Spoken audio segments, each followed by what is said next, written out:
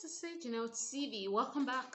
If you're new here, welcome. If you're returning, thank you so much for joining in. I'm saying I'm a certified therapist and practicing professional counselor.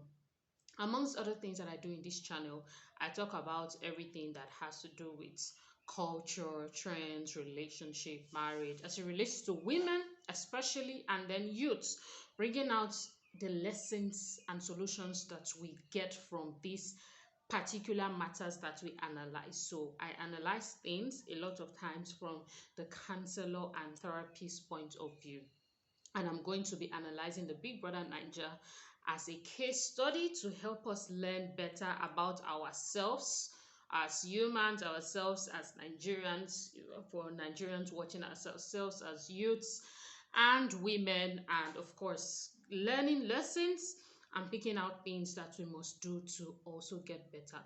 I started this channel because a lot of times when people talk about things that has to do with culture, trends, or happenings, they only talk about it for entertainment purpose or for passing on the news, which some people call, which in some cases, some people's cases, is not business beyond passing on the news, also gossiping. But the point here is we're going to analyze it and bring out lessons. Right on to episode 6 and 7 of the Big Brother Nigeria reunion. The summary of that episode for episode 6 is that was Katrina was the center of the game, in terms that she started accusing Lucy and talking to Lucy about her not being loyal. So there was just this whole talk about Lucy not being loyal, not being loyal, not being loyal, not being loyal. And when asked what happened, why do you say that Lucy is not being loyal? There wasn't really any concrete example apart from the fact that Lucy became friends with Nengi. Apparently, Katrina thought that Lucy was having this beef with Nengi, and so when Lucy now became friends with Nengi and then they started talking, it became a problem for Katrina, and she that was there, according to all that she shared, for Lucy just all of a sudden just stopped talking to her. The summary of that is what Ebuka was asking in this particular episode 6 was very apt. Why did you not talk to Lucy if she was so much of a friend to you? That is the truth about it, and it's something that we need to look inward in our lives, think about, talk about, and also walk through. Assuming that a person is just going to know all that is your mind because the person is your friend is wrong. You have to talk about everything. You have to clear out things. The person is your friend. Even twin sisters still clarify things between each other. So that excuse, that's Katrina's excuse. I don't know if they've made up now, she and Lucy, but the point is, it was not fair on Lucy at all. And what the most important lesson I want to bring out from that particular episode 6 is we should be honest with ourselves about insecurities that we have, and we should work on them and not put blames on other people.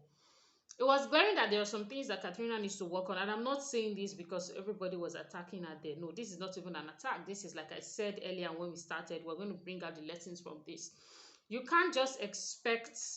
So yes, maybe because Katrina had a handful of friends or people that she was even communicating with, so maybe she just really wanted to be into them, and that is okay. But what is not okay is not allowing them to, number one, be friends and free with others. Number two, allowing them to know their faults if there's something that they've done to you. That's, I think episode 6 dragged unnecessarily as far as I'm concerned.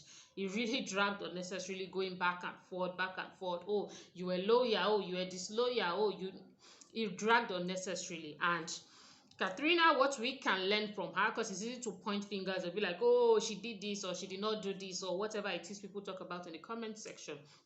For Katrina, what we can learn from her is that we should always share, we should always talk. These things is especially being spoken about in marriage. You cannot expect, say, oh, it's just like saying, oh, because I've been married to my spouse for 25 years, I just expect you to know. As much as possible, communicate. And if there's a sign language you want them to understand the next time, you can let them know when you're communicating. But you see, there's nothing that beats communication. So not communicating and going forward to unfollow Lucy and all of those drama was something that could have been avoided, and something that maturity has to come in place. This brings us to the likes, talking about comments and all that. Honestly speaking, I've shared this here in this channel for those who have been watching the Big Brother Naija 5 ways to mentally prepare and so on and so forth. Big Brother Naija, to Christians attend Big Brother Naija, those are things I've also I've addressed. Big Brother Naija is a show that is that blooms, or that people come into, is it to be carried on the fame of it. And if you are not careful, you're going to spend the rest of your life pretty much wrecked than you were when you joined in, because you see, fame has responsibility. And now, apart from saying that fame has responsibility, if you are not grounded in your identity, and I said it in Should Christians Come for Big Brother Naija, and if you don't understand why you need that popularity, what you want to use that influence for, if you're going to be using it to compare your followers, to compare your likes, to all of those different things that people do, you will be wrecked. It's not an insult. You are going to kill yourself. So a lot of those things I'm seeing play in different, this Katrina's one is just a case study, but in different people in the Big Brother Nigeria house who bought followers, who did not buy followers. And it's important, like I've said, for us to check in whatever sphere of life we're in. Everybody is not going to go into the Big Brother Nigeria house. It's not, well, it's not workable. There's nothing that is impossible, but it's not workable. The point is, when you are going there, have your why and be grounded in your identity. Understand that followers, no followers are not the things that make you. If you don't have those understanding at first, when you come in the midst, in the bid of hustling, and you finally get there, you are going to have challenges. Don't think that, oh, finally you have 100K upward, then your problems have been settled. No, then you're going to start having nonsense conversation like fans are not supporting enough. You're going to start having all of these things that comes with the numbers, and literally wrecks people. And for those that, and kudos to those that have come out to be honest, they've come out to share how they're just, they can be a mess if they don't sort that out or see a therapist. And that is something that we should pay attention to as we grow in life, in whatever sphere. Don't have to go to for a reality show for this to affect you. You have to be grounded in your identity. Episode 7 is basically about, the highlight is basically about Tolani, Prince, and Dorothy, and about Tolani being intimate with Prince, like they were saying it yesterday. Basically, Tolani and Prince had sex, but it was outside the house, and Prince, in his ship, did not inform Dorothy about that very important information. Whether they were dating or not, the truth is, if they claim to have that kind of friendship, and if they were parading themselves as best friends in that order, whether best friends with whatever it is, benefit, with emotions involved, that stuff that Prince did was wrong. And well, he admitted it, so that's right, and that's good to know. It's just that there was a lot of, oh, should he have told you, should he not have told you, it happened before time. No, it was Big Brother Nigeria. That is where they met each other from. He should have told her, even if they were not dating. They met each other from Big Brother Nigeria house. One way or the other, somebody was going to say something somewhere or somehow. It would have been looked very foolish for them to be saying it. And Dorothy, who claimed to be close to Prince, is just looking at him like, I don't understand what you're saying. So our point was valid. However, obviously, it's actually, this unfollowing thing. Anyway, that's there, where people just follow each other and all of that. Well, okay. Our point was valid of what Prince did being wrong, and her not now understanding the gravity in which, apparently, the gravity in which Tolani was using to insult, shade, insinuate, all the English use, that Dorothy was a husband snatcher, came from that energy. And she didn't know. If Prince had informed her, it would have empowered her on how to deal with the situation. And like she said yesterday, even know if she wanted to be in that circle or be his best friend or whatever the case may be. So that was pretty much what yesterday was about. And the truth is, I just feel with everything that happened in the house, Tolani saw that Prince and Dorothy were trying to be close and everything in between. The whole them still having to have sex together, I think it was unnecessary, was very unnecessary. And I will conclude with this lesson. We've said it again and again, and I share it from time to time in this channel. You cannot hook a man down with sex. I'm not saying that was her intention. It could have been.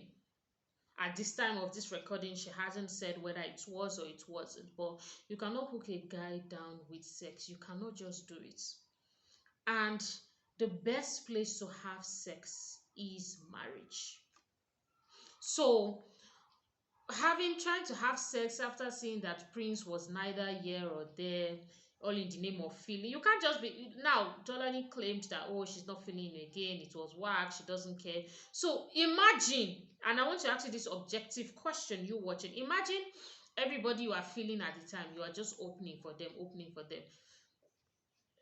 Don't you want to have some privacy and some intimacy? So when it comes to this sex thing, I need you to actually think of this, and this is the lesson, one lesson we're picking out from this. I need you to think of it and think of it objective. A lot of people like to be subjective and emotional and defensive when it comes to this. Nobody is, I mean, if you listen and you still want to go and have sex, it's your body and it's your life. But what I advise people, what I did, what I'll continue to preach, what I'll continue to share from my value system standards, and I believe is right, is sex is for the context of marriage, and it is what it is. When you start having sex out of marriage, you open yourself to insecurity. Little wonder why, according to what a lot of people were sharing, Tonani was quite attached and took everything quite personal. Sex had been involved. If it wasn't a thing of sex, oh, you walked out in the house, you didn't walk out in the house, it wouldn't have been that personal. But everything became so personal because she opened herself up and she chose to, because so far, Prince did not say that he forced anybody. So I hope that you pick these lessons from these episodes, you think about it, and then you find how to apply it to your own life. We are learning from these people. It can seem as though it is entertaining, but let's not forget that these people are living real life, actually following each other, and it is hurting them. Beyond laughing at it, going to comments, making jokes about it, let us make sure that in our lives we are introspecting and we are making better choices from what we are seeing. Because if we make repeated choices from what we are seeing or watching, not only would you have the same result, but you can get worse results. Let me know if you have comments or conversations, questions regarding this. As you know, I'm a therapist and a counselor, and you can reach me in my Instagram via the links in the description box below. My name is Sage Nell, and I will see you next time.